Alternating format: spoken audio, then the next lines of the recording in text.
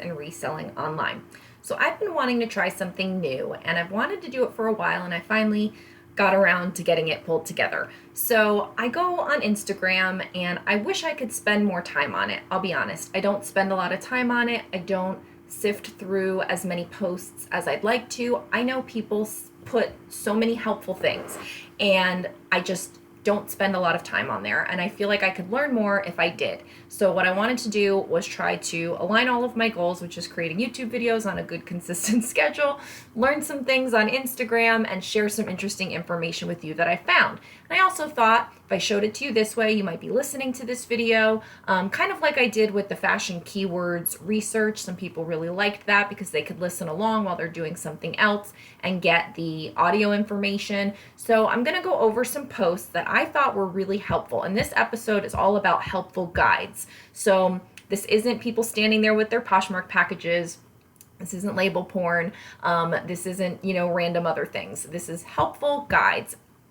Posts that I saved in my Instagram for the purpose of going back to and referencing later because it had some sort of helpful information, and I thought if it was helpful to me, it might be helpful to you. Plus, it gives a shout out. Not that some of these accounts need it, because some of these accounts are bigger than me and have maybe even better information, but I thought it'd be nice to put it all in one place and then share that with you. And maybe you're not following some of these people. I find like with the algorithm and such, sometimes there's people that you may never find. And so this is just good information, I think. So I'm going to start with the first one, and I thought this was awesome. So this is from Quality Frugality.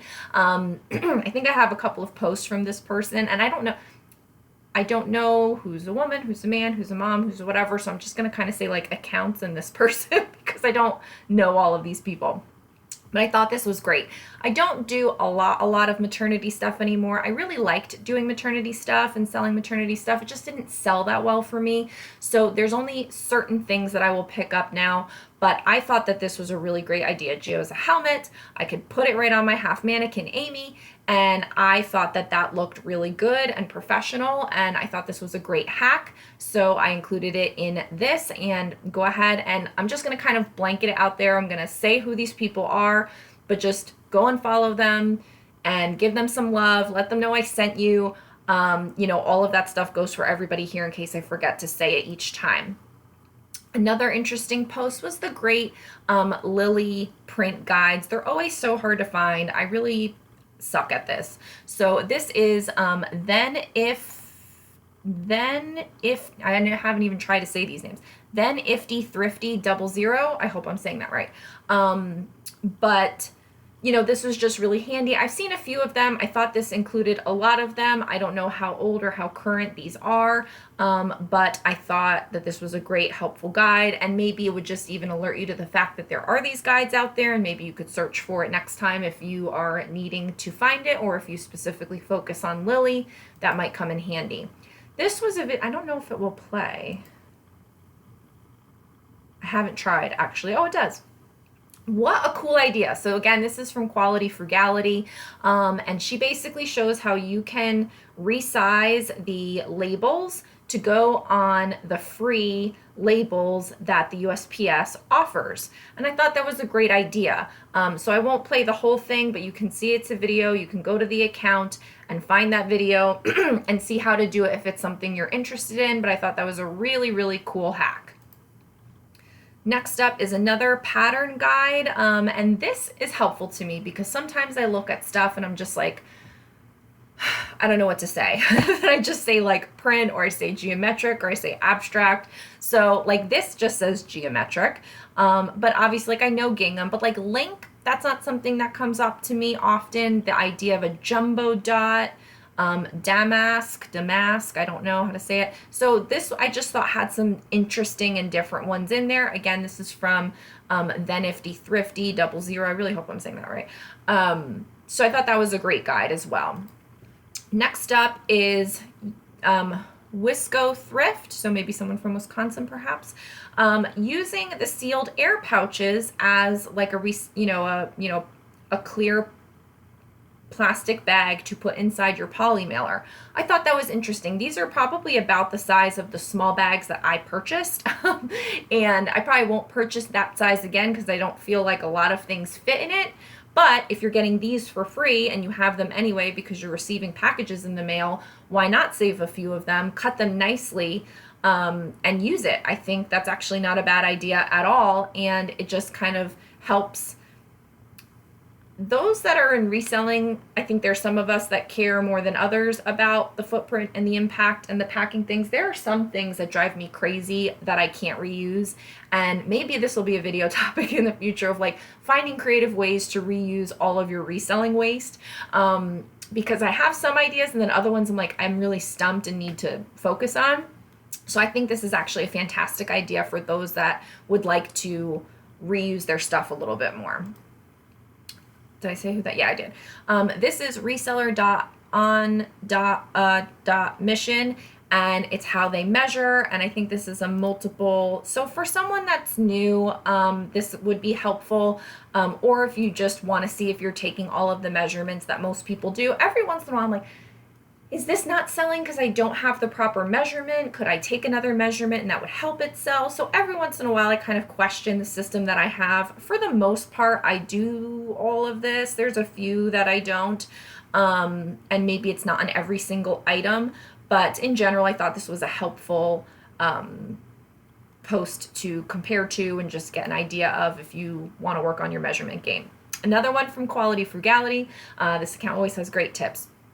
This I thought was cool. I'm not doing it, but I thought it's an interesting idea and worth sharing if you have this as an issue or a problem. They basically put themselves with the gun their own do not remove tag as far as returns. And so if you put this tag on your item and then you say it has to have this tag on it in order to be returned, would that help you with your return situation? So again, I don't have this problem. I also don't sell as many things that perhaps are new with tag. I don't know. So I don't know how exactly they use this. It's been a while since I looked at this post before I put it on this list. But I think it's an interesting idea to add your own do not remove tag as far as returns go. Very interesting. Next up, I don't know anything about shoes. I saved this should I happen to ever get into shoes. And, okay, I just had a total panic that I hadn't hit record and I was doing this whole video and no one was seeing it. Oh my God, what's wrong with me? Whew, like a shot of adrenaline just went through my body. Like, oh my God, you're not recording this right now. Oh, God. So if I ever do shoes, I will want to refer to this because I know nothing about shoes, like kitten heel versus pump versus this versus like gladiator. Like I kind of know some of these, but I don't really care that much. I think I have 3 pairs of shoes in my closet.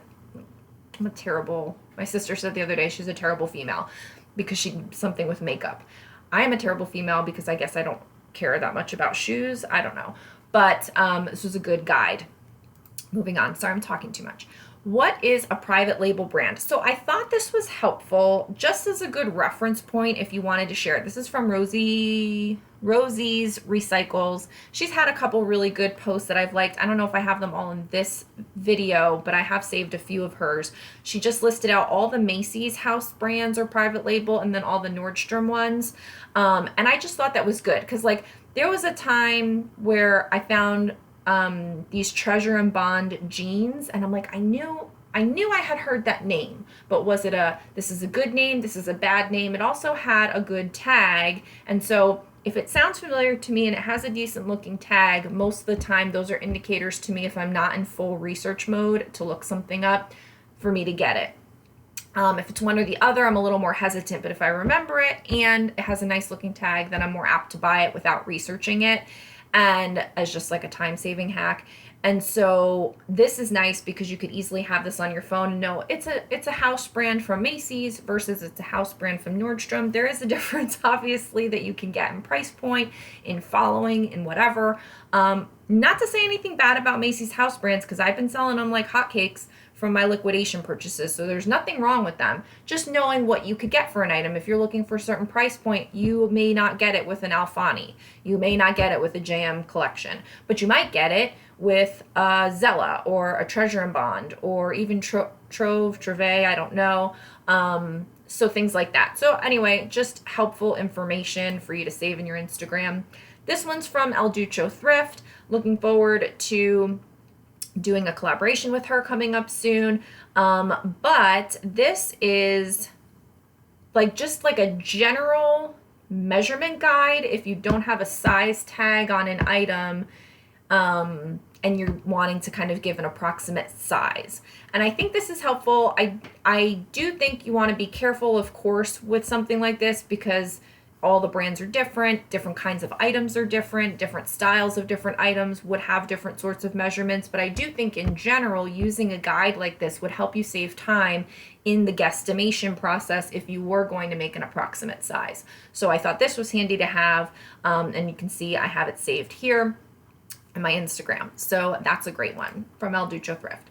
Here's another one, _closet_venture. This one is specifically, if I'm not mistaken, for, Lululemon tank tops, which quite often you can find tagless, of course, and sometimes without the size dot or the imprinting or anything like that. So here are the pit-to-pit measurements in a range for the various sizes. I thought that's something good that could save you a little bit of time as well. Super handy.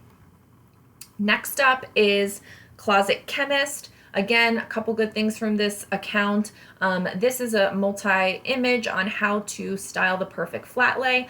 I don't do a lot of styling really at all. I don't really do as many flat lays. I used to though.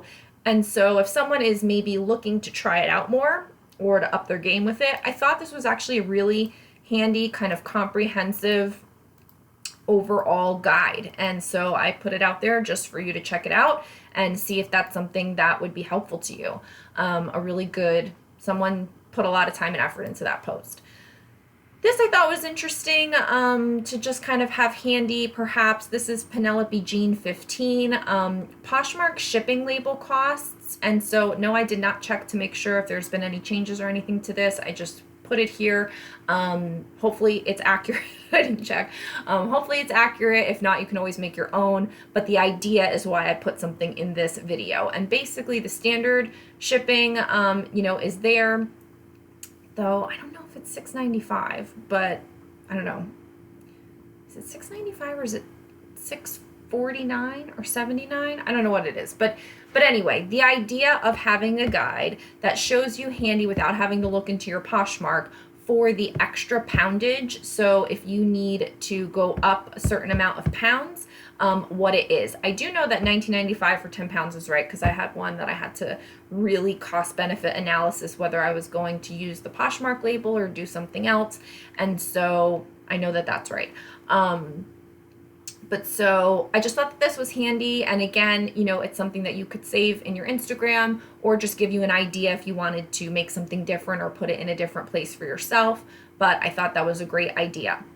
This is another one for size charts, and it's just a swiperoo, and it's a size chart. So this is something that you could put if you wanted to include it in the pictures of your listing, or just something for you to reference. This is from Then Ifty Thrifty 00, again, a couple from this account, and this is just a few different charts that they put there, and I thought that was handy.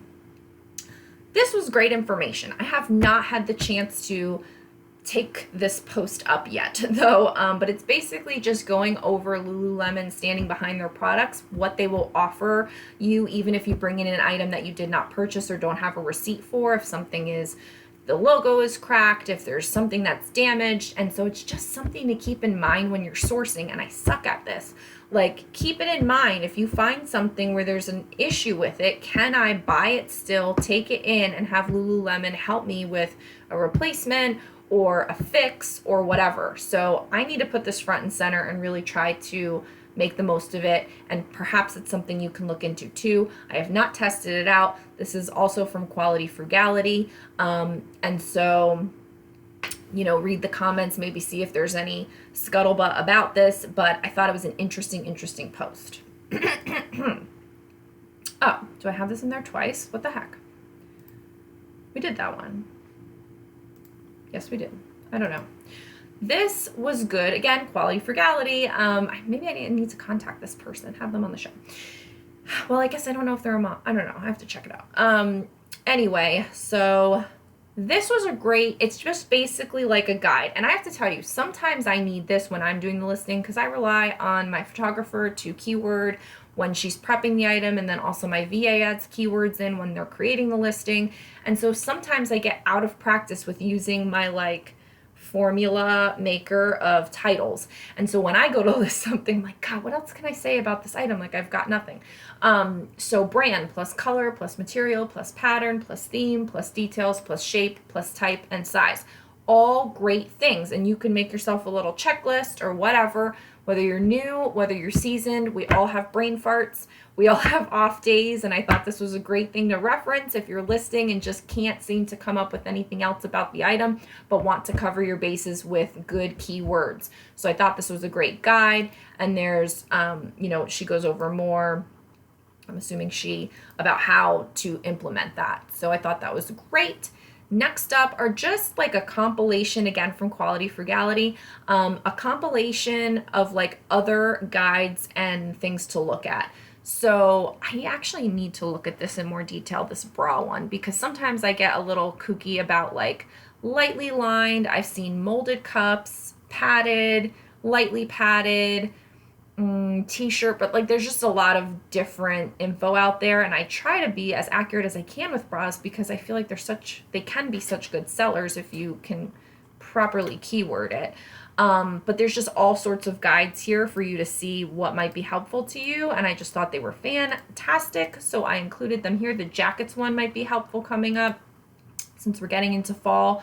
Also, this is good. I need to pay attention to this. I'm terrible at like knit and all of the various things that go along with it. Like, I just don't know about it. I'm terrible. This is good. A lot of good ones. So those were all of the helpful guides that I pulled together just from farting around on Instagram, and I thought that they would be great to share, great to have in one place, and just serve as a good reminder that there's great accounts out there to follow with lots of information, and I'm sure they take a long time to put the info into these posts, so go ahead and give them a follow, give them a like, give them a comment, and just appreciate their content that they're putting out. I would love your feedback on this video. I have a couple of ideas for some additional episodes with different themes or topics. So like the next one would be, all about cleaning hacks.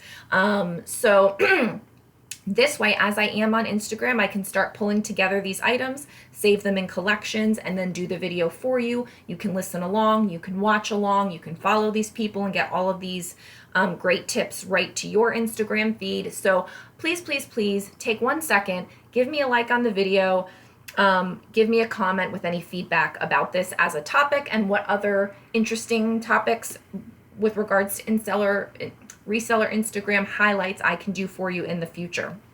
Sorry, my throat's going. So thanks so much for joining me. I appreciate it. We'll see you in the next video. Have a great day.